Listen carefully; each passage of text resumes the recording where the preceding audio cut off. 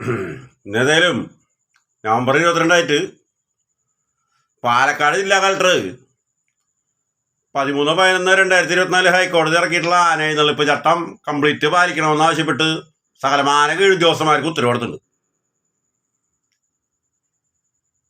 പാലക്കാട് കളക്ടർക്ക് അയച്ച കത്ത് ഇന്നലെ അവർക്ക് കിട്ടിയിട്ടുണ്ടാവുള്ളൂ. എല്ലാ കളക്ടർമാർക്കും കത്തയച്ചിട്ടുണ്ട്.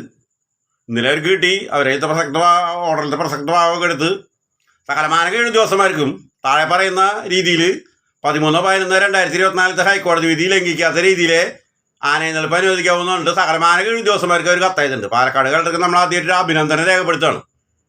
കോട്ടയം ലക്ഷം വന്നു കഴിഞ്ഞാൽ അവരേതായാലും രക്ഷപ്പെടും. ഞാൻ ഓർഡർ ചെയ്തിട്ടുണ്ട് എന്ന് പറയും.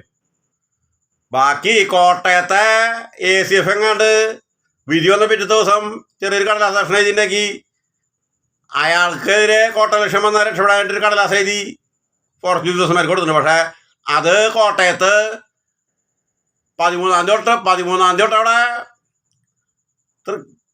ഈ വൈക്കത്തഷ്ടമിയുടെ ചെറുത്താൻ്റെ മക്കളുടെ വക ആനപീഡനം തുടങ്ങിയിട്ട് ഇന്നലെ എന്തൊക്കെയാണ് ആനപീഡനത്തിൻ്റെ ക്ലൈമാക്സാ. ഇന്ന് രാത്രിയാണ് ഭീകര ക്ലൈമാക്സ്.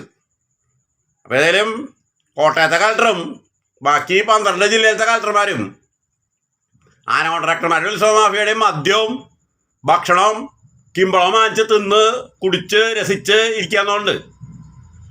ഈ കളക്ടർമാർക്കൊക്കെ IAS അവർ എഴുതിയെടുത്താണോ അല്ല കാശ് കൊടുത്ത് വാങ്ങിച്ചാണോ?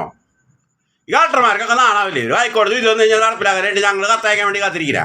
വരെയൊക്കെ നടപ്പായിക്കൂടെ? ഈ പാലക്കാട് കളക്ടർ ഒരു ഉത്തരവെങ്കിലും അയച്ചിട്ടുണ്ട്. ബാക്കിയുള്ള ജില്ലയിലത്തെ കളക്ടർമാർക്കൊക്കെ തെണ്ടാൻ പോക്കട്ടെ. അവർക്ക് ഈ ആനോടോസന്മാരെയും കോൺട്രാക്ടർമാരെയും ഒന്നും നക്കാപ്പിച്ച് വാങ്ങിച്ചതിൻ്റെ നല്ല റോട്ടിലിറങ്ങി തെണ്ടാൻ നോക്കണോ കളക്ടർമാരെ?